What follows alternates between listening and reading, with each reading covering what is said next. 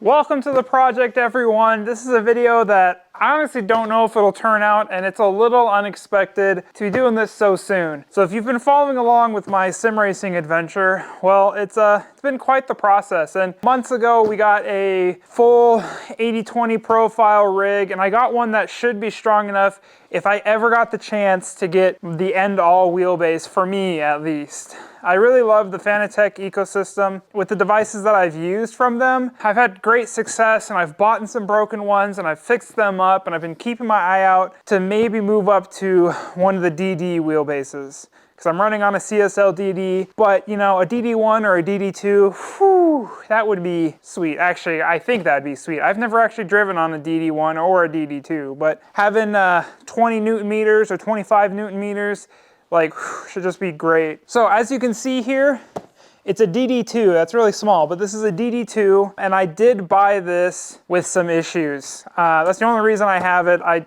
don't have the money to splurge for a DD2 just for sim racing, brand new. So I figured that if I ever was gonna get a DD1 or a DD2, it was gonna be honestly in like a few years. Like maybe by the time that I saved up enough money to spend on something like this, that it would be a few years. I don't know, maybe they'd have a different wheelbase, but I have been keeping my eye open for good projects, you know, because then we can go on an adventure together and try to fix them, maybe learn some things. And there was a DD1 that came up honestly like 6 months ago or so, or even more, and like some guy had his house struck with lightning and it fried something inside, and I figured, yeah, that'd be kind of fun. But the problem is the bidding on that, even though it was for sure fried, was like crazy. Like it was just stupid crazy. So I let that one go because it's not worth, you know, something I don't even know if I can fix spending that much. But this guy came up. It's a DD2, and the issues that he said he have, I'm pretty sure we can fix, but again, I'm not sure if this video will turn out. If you're watching it, then it did, and we were able to fix it. But you know, we can dig into it. So I did get it for a super premium deal. That's the only reason I even sprung for it right now, but I'm super excited. You've probably heard other people's mottos for like, how much force feedback do you actually need? And a lot of people say, oh, I only have mine on 12 Newton meters. You never need anything more. But like, the reason that I have a sim rig is not to waste time or just play games per se. The whole reason that I have a sim rig is so that I can practice my driving, I can experience new things that I wouldn't be able to otherwise. You know, like driving a trophy truck, driving a pre-runner, like those are things that I might get a chance to do, but really a sim rig is the closest thing I'll be able to get to right now. And so it's a great learning tool for me. And in that sense, 25 Newton meters. Yes, I'm not going to be driving a car at 25 Newton meters of force, of torque, all the time. But having that headroom does mean, you know, it'll be a lot more realistic.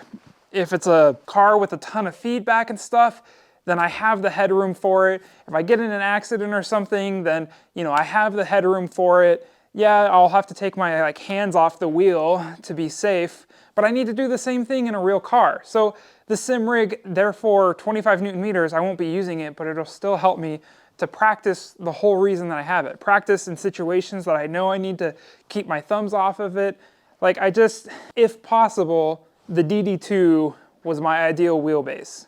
You know, even over a DD1, I probably won't use it that much, but I want it there to make it as close to real life as possible. And sure, you know, some cars will have fully hydraulic steering and there won't be hardly any input, and I won't use that feedback at all.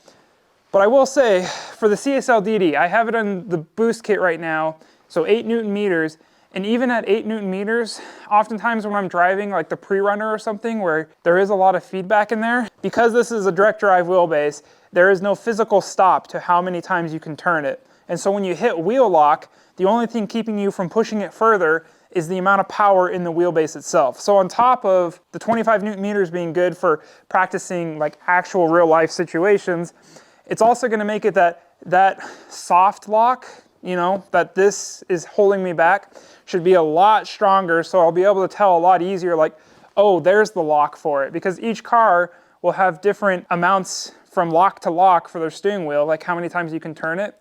And having the soft lock on the DD, the 8 Newton meter CSL DD, I keep pushing past the soft lock when things get crazy, you know, and I've had friends come over, then they do the same thing, and so 25 Newton meter soft lock, that's also going to be a huge improvement. But whew, that's a lot of talking. Let's dig into this. I won't lie, I have opened this up to make sure it has everything that the guy said was in there. But if you didn't know, there's these 2 tabs on either side, and then it should just lift up. And when I first pulled this up, you want this piece to stay on top. Yeah, so we do have torque key. That's really important, even though it's just a wire between 2 of the RJ45 or RJ12 connectors. And some mounting hardware. In here we have little plates that are 3D printed. Now, to be honest, I think these are aftermarket. I think the guy printed these. I don't know. I don't think Fanatec sends these, but maybe. I don't know. But yeah, these like go on the power supply so I can mount it to my rig. That's great. Got the bolts for that, power supply brackets, torque key. Got a USB cable, USB-B to USB-A. And then we have RJ12. This is kind of important. It might be something we have to jump over later. But, you guys ready? Oh, look at that. Woo! It's got some dings in it a little bit, but I mean, it's used. And for the price I got, I really don't care. So one of the things with this is that, so this is the hub or the quick release that comes on the Podium series wheels. And then they have this little rubber piece that you tighten up, and as you squeeze the rubber piece, it expands out and then should get rid of any of the wobble. But you know, the wobble is against rubber, it's not against metal, and so the wobble can still be in there for a lot of ways. So what this guy got, I think this is like an eBay, it's like CNC machined, and just looking at this, it looks like there's no post for actually locking the wheel down, which I often will do. I'll use the little post in the wheel to lock it to the hub, and this one doesn't have it. But apparently this one's machined to tighter tolerances, and so it's a no wobble connect. We will see how true that is, and if it rattles, I don't know. I've seen them. I haven't dealt with the Podium wheelbase at all, but here we are. We pull it out. It is one chunky unit. Look at that. Oh man, I do kind of like the fake carbon fiber wrap on there. The back of it, got all your ports. You've probably seen this in other places. That's an actual button, power in there, USB, you've got all the ports. This right here, this is what I didn't know until I actually started looking at these. Apparently I've got to use the included cable to connect my pedals. If the cable that we have there doesn't work, then we're gonna have to find that cable because I need to plug my pedals into this and I need it to work. So we got the wheelbase out, we got the e-stop. I think this is why he gave me the RJ12, is so that way I can connect it to the e-stop. But again, we need to see if that'll work for the pedals instead. We've got our mains cable. This is a NEMA, I forget the name of this. But look at that ferrite core, holy crap. That is a fat, chonky core on there. And it's also interesting because this is on the AC side, so yeah, that's what happens when you get up to crazy wheelbases. And then we have our big old power supply. Just so you know, power supply, you've probably seen this before, but pin 1, 2, 3 is ground, pin 4, 5 is V positive, and then pin 6 is power enable. And then let's see, where's the voltage output? 36 volts at 13.33 amps, which, so that's like 480 watts. 480 watt power supply. I mean, that's pretty good. That's quite a bit of power. Nothing else in the box. And if you wanted to know, that's where these things come in. You can sit that on there, and then I think I can bolt it to my profile rig, which is good because the other one for the DD, for the CSL DD, I just have double side taped on there. So let me kind of put some of this back. This DD2, the issue that he said that he had, and the whole reason that he sold it for as cheap as he did, is he said that it works just fine with the V1 universal hub. So version 1 universal hub plugged onto here, it can see it, it can do everything just fine. But he got a Podium hub, which is a newer device. He got a Podium hub, and when we plugged it on there, the DD2 couldn't read it. And he said it's gonna have to be sent back to Fanatec. Now I don't know where he got all that information. And again, if it's just, when I look at this, or when I looked at it, I was like, okay, either two things. Either one, the drivers just need to be updated, and then it'll work great. or two, he did try to update the drivers and he soft locked it somehow. So one of the drivers for one of the chips in there, it got screwed up and now it doesn't have code on there. And that's why you have to send it back to Fanatec, because they don't want to give out their code. You got to send it to them, they reprogram it or replace a board that has the code on it, and then it should work. I'm hoping it's the first one where we just update the drivers and then it works good. And then we can just, you know, spend the rest of the video putting it on the sim rig and actually trying it out. But I don't know, and there might be other issues.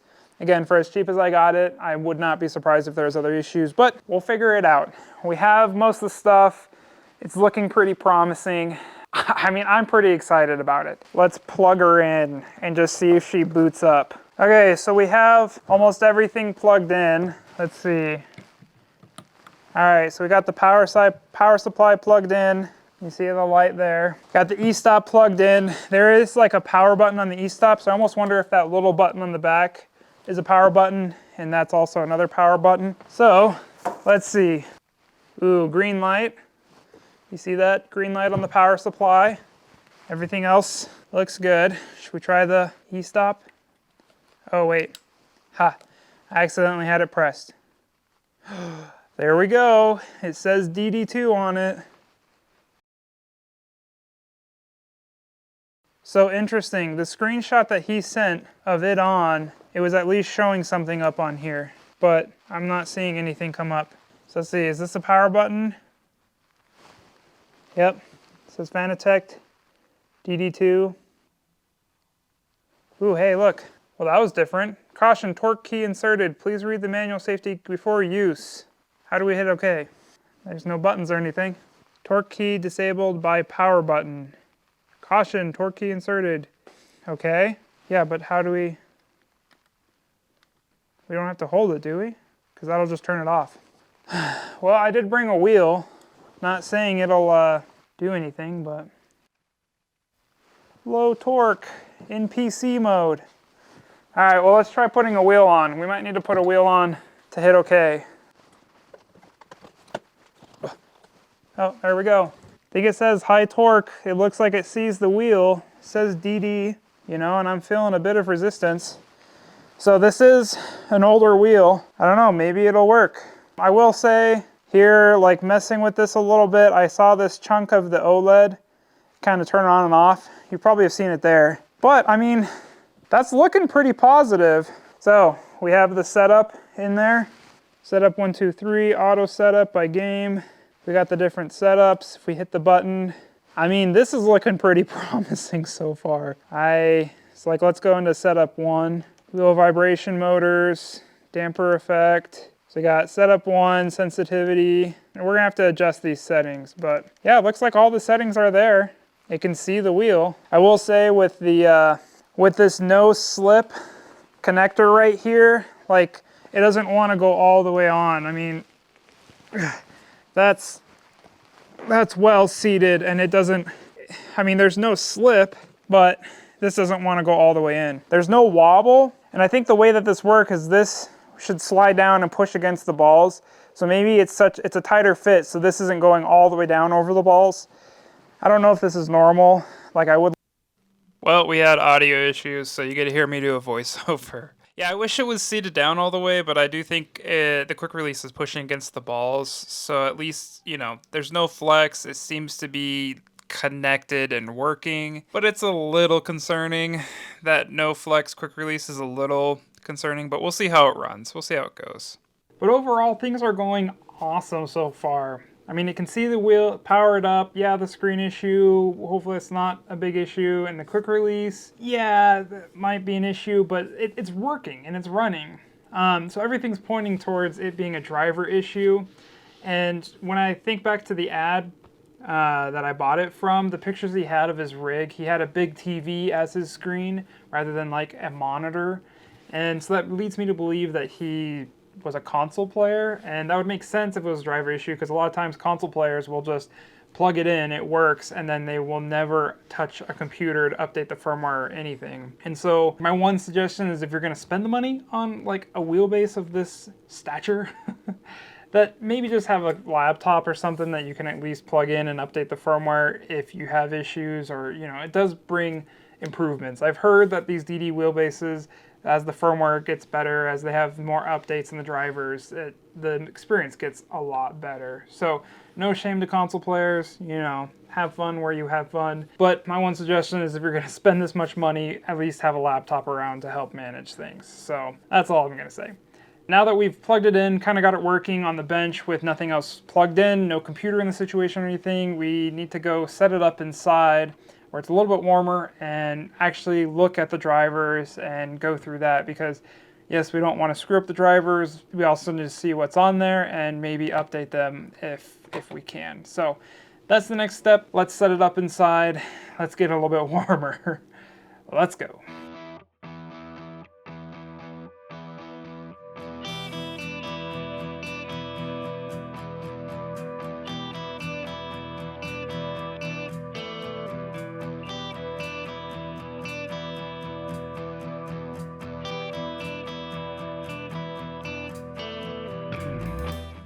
All right, so I have it set up here on the desk. I think what I first want to do, let's just make sure it powers up. It is in low torque mode, which is good. I did go through so I have all my wheels over here. I got 5 of them. The wheel we chose before, I think was like the old Porsche or the old BMW one. So if we want to just try this again, it looks like it can see it. Then I got an old BMW, and the reason I like these old ones is because they actually have vibration motors in it. But this guy is super heavy.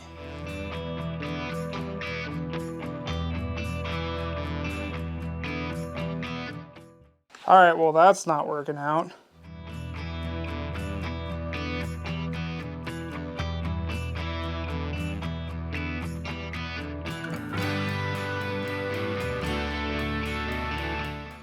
So I did just update the firmware on this guy last night. So this has the most recent firmware. We still don't know what this has. But yeah, that quick release, I mean, that's brutal. It might be a bit easier when I actually have it mounted up, but this is a struggle.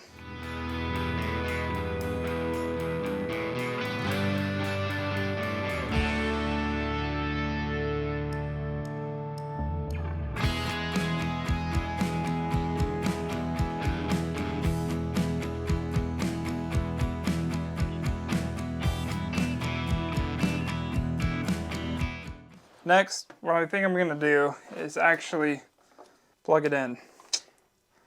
And we'll see if it pops up.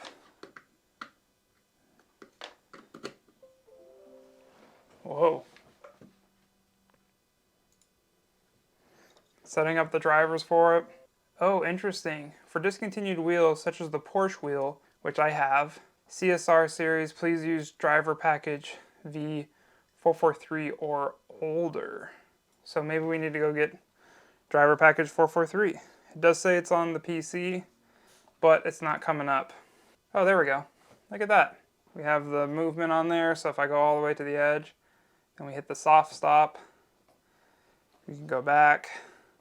And yeah, they have 0 there. It's an odd angle for 0, but whatever. Maybe this slipped. This one, we know, slides on decently. There we go. Can we 0 it? Let's 0 it. Wheel center. There we go.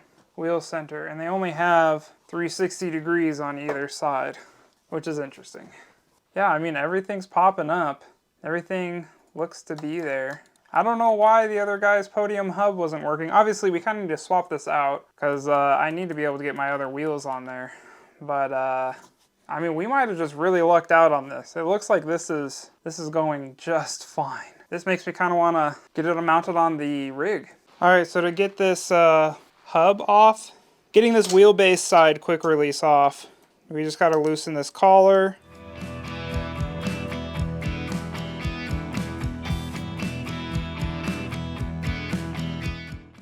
So now we need to get that off, and it looks like there's a little snap ring right there. Let's go to the other bench and get it swapped over. Hopefully now you guys can see that little snap ring right there. does look a little beat up in there, but that's okay. I'm not judging, and I might beat it up a little bit more myself.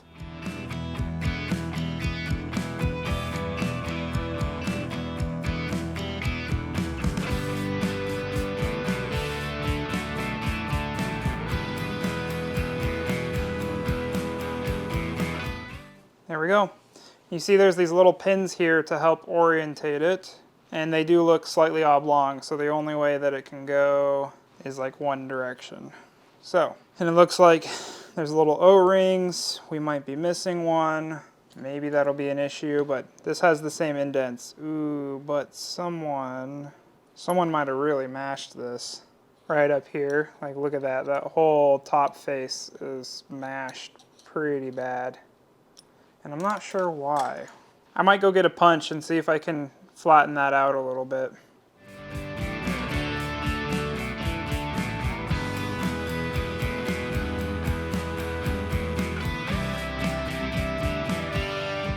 So I found the O-ring.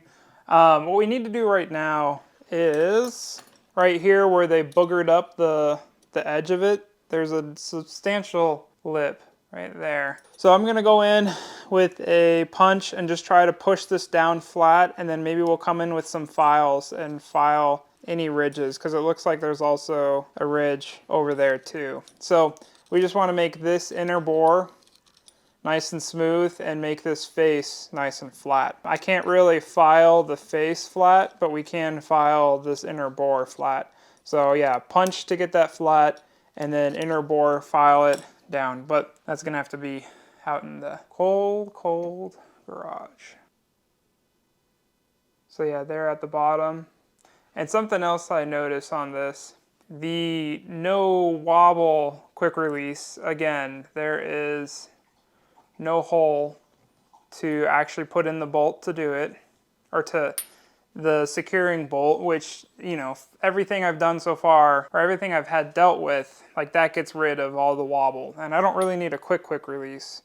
Something I noticed is that the keyway on the top here matches up with that pole, and if we look at this guy right here, these little indents, they match up with where the tabs are on the back. And so if we look at the pattern for the pins as well, there's pins missing right there. And there's only one tab that kind of lines up with those pins. So I'm pretty sure the way it needs to go in is that tab is into the top hole next to the keyway there. And then the missing pin will be pointing straight down. I'm gonna check with my wheels, but I'm pretty sure, because why would they have it so it's like off to the side? I'm pretty sure straight up and down like that. So when we put it in, we should make sure we do that. And something else, if you notice, it's a smooth bore all the way around there, but on here they have 3 little cutouts there on the sides that you can maybe see, like right there. And the reason for those cutouts is because here on the back side of this guy, there's these little flags. I don't know if these have been shaved down at all to get it to fit into the other one. They should indicate into those holes. And something else to notice, maybe it's just my eyes, but I don't know if they might be perfectly in between all of them. But anyways, so yeah, if we just tab on the upside when we put it in, that should work. But first we got to deal with all of these burrs from them kind of destroying this, trying to get it out to put it into the no.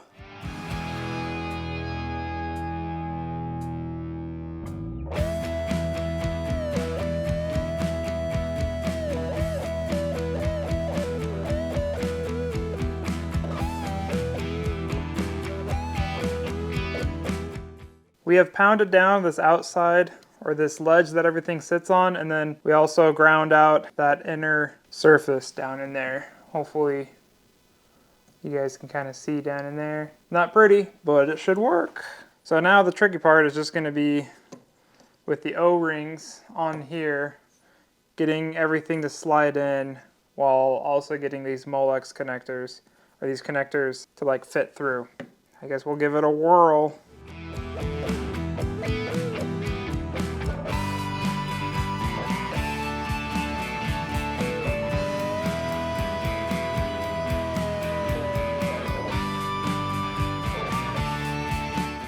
All right, so we got it in. Again, we got the one tab pointing up to where the keyway is, And I did verify with my wheel that the missing gap is supposed to be on the bottom side or opposite of the keyway. So we got in there. There's like little tabs that kind of lock it in there. Mine are like kind of worn down a bit from them trying to shove it in here, but should work out. I think this retention ring, so rather than having tabs down in here to hold it in, on the one from eBay, they have this little snap ring inside that hold it down in there. We'll see if this starts to pull out when I'm putting on and off wheels. I just need to be really careful about it. After thinking about it for a little bit, I did put just some electrical tape around there to give it a bit tighter of a fit, because again, the person who took this apart before sheared off like the latching mechanism to keep this down in there. So I'll just keep an eye on that when I'm using it to make sure that it's staying where it should be. Last thing you want to do is bend pins on your wheel.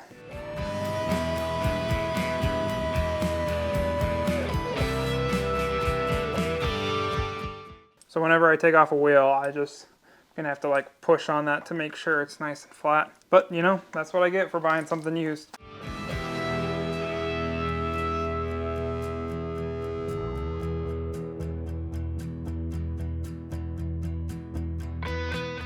Now that we have the correct quick release on there, we can actually go through all of our wheels and make sure it's recognizing it, because again, that was the big issue.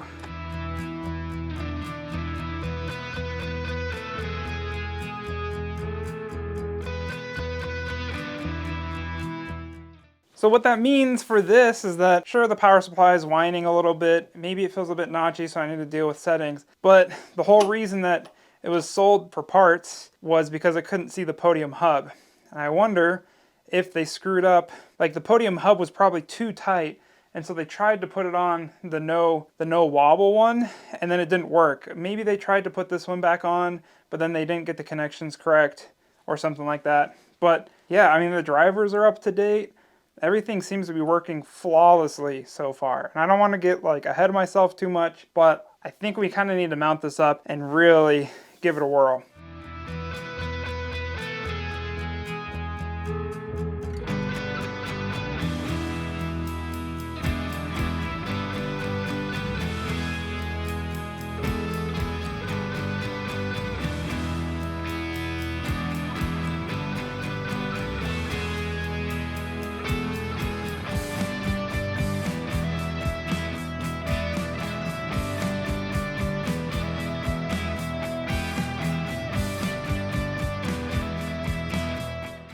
It's coming along. This is a bit more involved than I originally intended, because the DD was mounted on the plate rather than on these sides. And so the DD sat lower and further forwards, which was great because these bars were out of the way and further out of the way too, like towards the pedals. But because now we're mounting it on the side, which I think is stronger, for the CSL DD on the plate, the tilt was actually tilting these whole bars. And that was fine, but now that we're on the side mount, it tilts using the side mount, which means I can have these nice and flat, which is great because our monitor mount then can sit flat too, so it won't move around as much if we ever shake it. All of these changes mean we have to flatten that. We moved it down a little bit. We're gonna have to move it more. It also means that these bars need to move that way a bit, which means the shifter and the mouse pad need to move up. Our handbrake won't move because it's on the bottom rail, but it does mean that this one change going to the side mount versus the plate, we have to change almost everything of this whole upright setup. So it's a bit more involved, but in the end, it should turn out really good. And we have more adjustment for like how much tilt. Granted, this whole setup is supposed to be like the Crosstrek or like a street car rather than you know, like a Formula or a GT3 car. So that's where I'm probably gonna have a bit more tilt than most people. You know, it'll feel funny with the Formula wheel on there, but most of the time I'm doing like trophy trucks and that kind of a thing. So I just use my big fat wheel anyways. But I'm loving how this is looking. It's just, we gotta dig in to doing all of that. So let's get to it.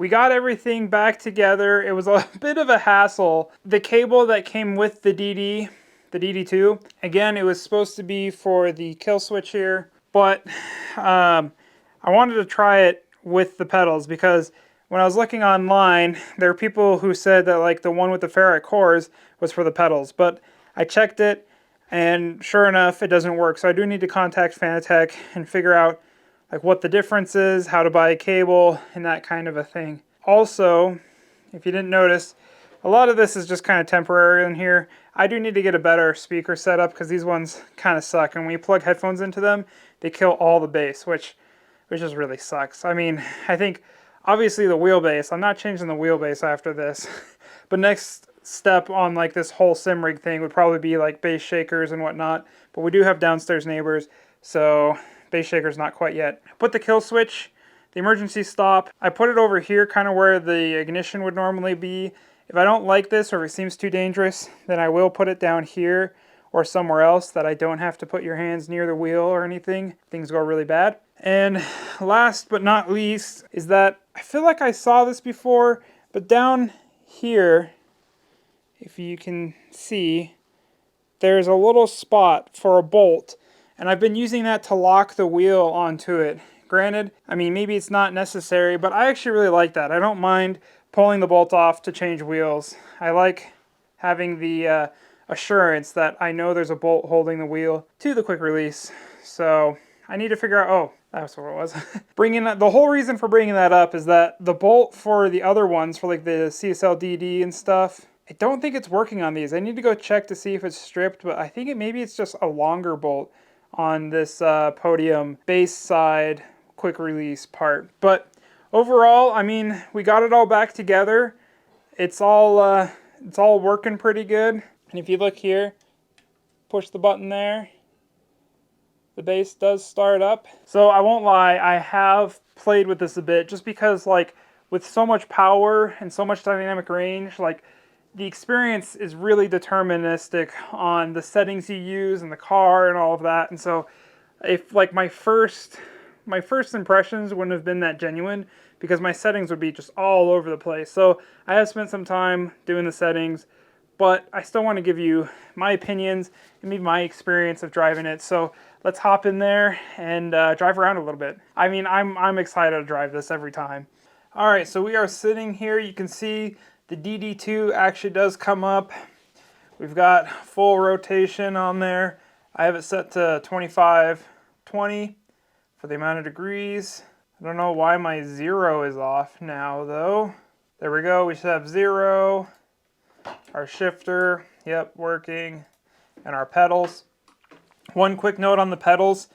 Again, I don't have the cable to connect to the base.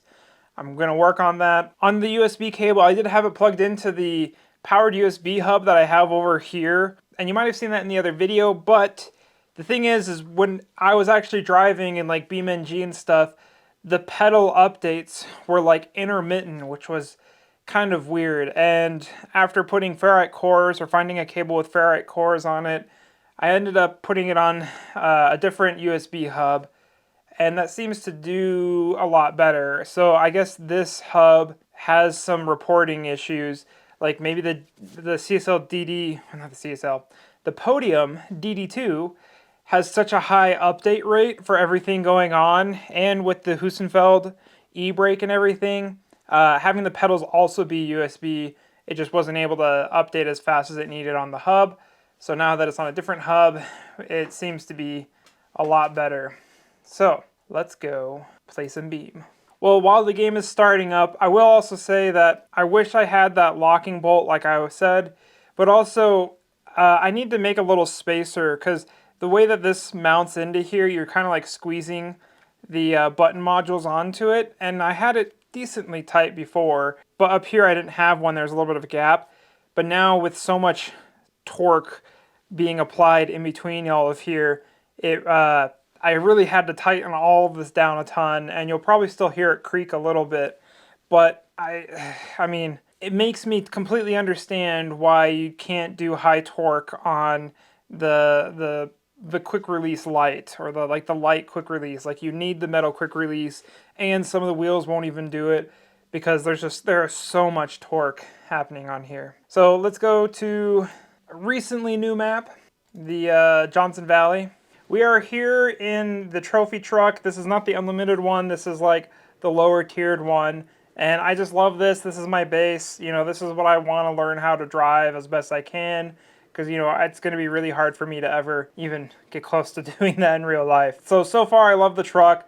They did just come out with this with the triple bypass shocks. And oh my goodness, like the difference between before and this is like so crazy. It's so good. Like, sure, it's going from like a pre-runner to like a full-on trophy truck, but it still blew me away. And that was on the CSL DD. Now we're on the DD2, and I do have a profile 2 for it. Profile 1's for Assetto. So let's give her a whirl.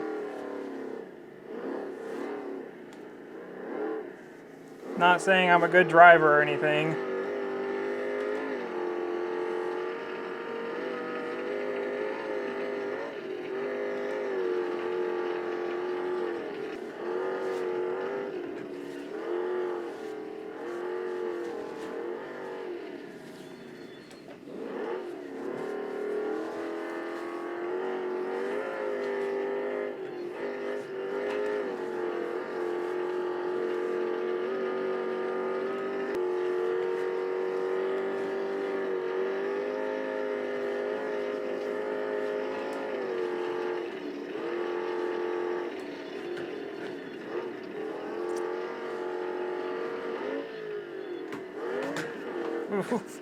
I mean, it even took that whole jump.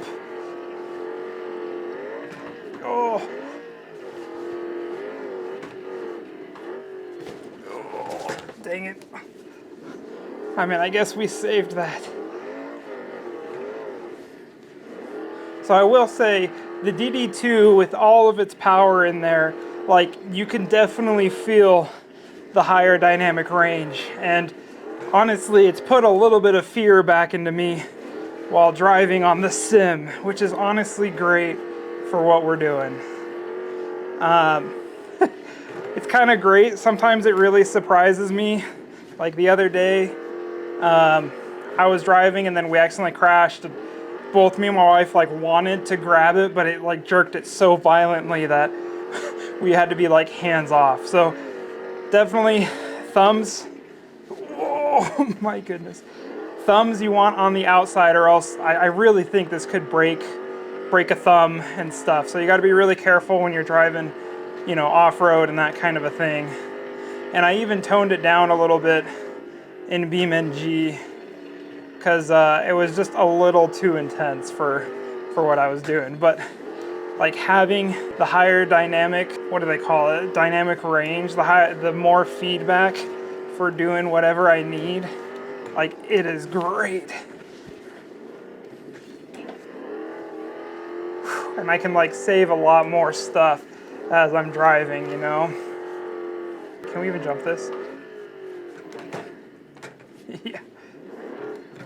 And you can see there we peaked out, and I think, let's see, right now, yep, I have it at 70% force feedback. So my experience in the sim racing, I mean, I went from like a Logitech, I went up to a CSL Elite, to a Club Sport 2.5 that I fixed, and then we went to the CSL DD, and now we're all the way up at the DD2. And I will say, throughout all of that time, I was hoping the CSL Elite I could go do some drifting and rallying and stuff. When I got to the Club Sport 2.5, that was like the bare minimum, and I could actually I felt like I could actually start drifting and sliding around and doing rally fun stuff. But when I got to the CSL DD, it was about the same thing, just a lot smoother, a lot nicer. Now that I'm on the DD2, I mean, I can tell the difference. Like, I'm a little bit scared of how much power this has, and that's good because a lot of times it's the same thing in a real car.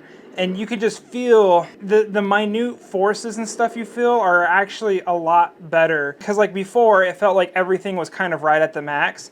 But here, I know that it can rip it out of my hands, and then I can also feel like the really tiny stuff just as well. It doesn't like squish everything as much, if that makes sense. And I guess that's what it means by like the tighter dynamic range. Just having a wider dynamic range means you can recreate a lot wider amounts of forces and stuff. And so, like, in that sense, this just feels so good. And the way that it's mounted up in my rig, I mean, it's super solid.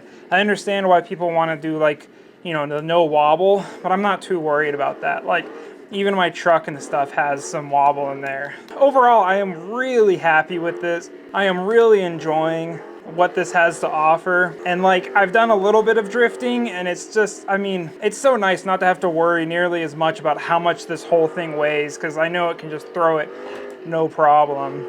Overall, I think we really lucked out. I mean, sure, my quick release on my wheel is a little bit haggard, but like, I mean, for how much money we saved getting to this point, like, totally worth it. Guys, I just want to say, take everything with a grain of salt, because I am not, you know, I don't sim race 8, 12 hours a week. You know, like, with everything going on, I'm lucky to get maybe half an hour. So I don't have a ton of time like a lot of other people, and this isn't my main thing to do, but I do love driving.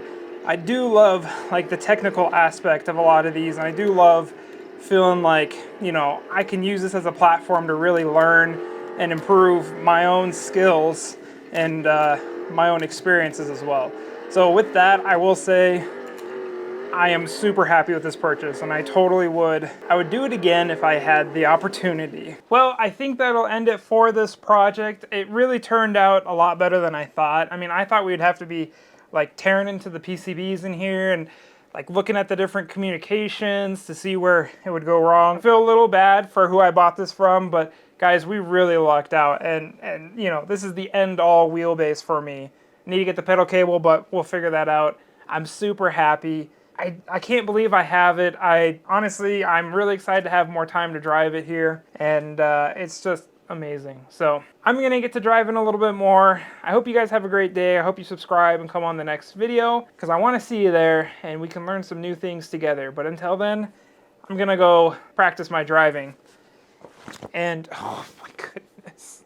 And I'm gonna go have some fun experiences crashing a really expensive trophy truck.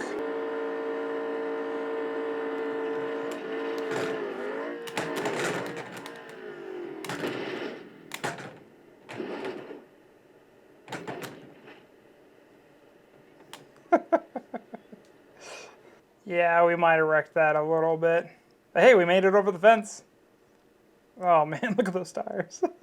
Oh man, look how bad we bent the 4-link in there. Oof. Yeah, we crashed a little bit. All right, bye.